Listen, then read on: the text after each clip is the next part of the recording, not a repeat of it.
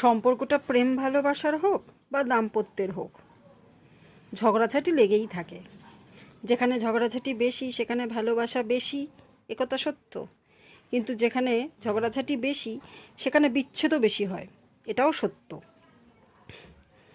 অনেক সময় আগেকার দিনের মানুষরা এই ব্যাপারটা বুঝতে পারতেন বলে বলতেন, এই ঝগড়াঝাটি হয়েছে, সময়কে সময় দাও, একটু আলাদা আলাদা থাকো, দেখো নিজেদেরকে সামলে নিতে পারছো নাকি। নয়তো বলতেন যে যাও যাও যাও যাও যাও, যে যার নিজে নিজে কাজে মন দাও, যেই মাথা ঠান্ডা হয়ে যাবে, ঠিক হয়ে যাবে, তখন আবার একসাথে হয়েও।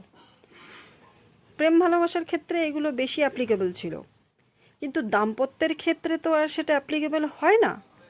সকালবেলা যার সাথে তুলকালাম ঝগড়া, বিকেলবেলা আবার তার সাথেই মুখ দেখতে হবে। তাই ঝামেলা যে কন্টিনিউ হবে না তার কোনো মানে নেই। সেই ক্ষেত্রেও সলিউশন বড়রা করতেন। এই ঝুট ঝামেলা হয়েছে, যাও বাপের বাড়ি চলে যাও। এই ঝুট ঝামেলা হয়েছে, যাও অন্যত্র চলে যাও, গিয়ে নিজের মতন করে একটু সময় কাটিয়ে এসো। তারপরে দুজনে মিলে মাথা ঠান্ডা করে বসে ভাববে কী করবে না করবে। মানে অ্যাডজাস্ট আর কম্প্রোমাইজ একটা বিশাল বিষয়। তবে প্রেম ভালোবাসার ক্ষেত্রে তো আর ডিভোর্স হয় না, ব্রেকআপ হতে পারে, তারপর প্যাচআপও হয়ে যায়। কিন্তু দাম্পত্যের ক্ষেত্রে ডিভোর্সটা একটা বিরাট বড় আঁচড়। সেখানে একবার যদি খাতায় কলমে আপনারা আলাদা হয়ে গেলেন, তখন মানসিকভাবে আপনারা যদি আবার নিজেদের ভুলটা বুঝতে পারেন এবং এক হতে চান, সেই ক্ষেত্রে ইগো অনেক সময় আর এগোতে দেয় না, কিংবা সামাজিক কিছু অসুবিধাও এগোতে দেয় না। এই বিষয়গুলো যদি মানুষ বুঝতে পারে, তাহলে ডিভোর্সের মাত্রাটা তুলনামূলক কমে যাবে।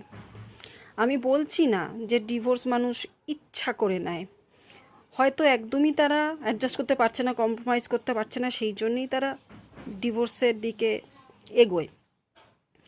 তবে সুযোগ একটু দেওয়া নেওয়া করাই যায়, কারণ ঝগড়াঝাটি সব সম্পর্কেই থাকে।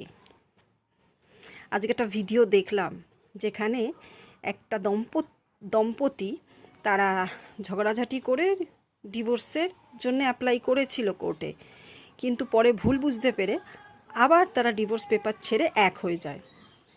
ভালোবাসার কাছে সবটুকুই তুচ্ছ, তাই না?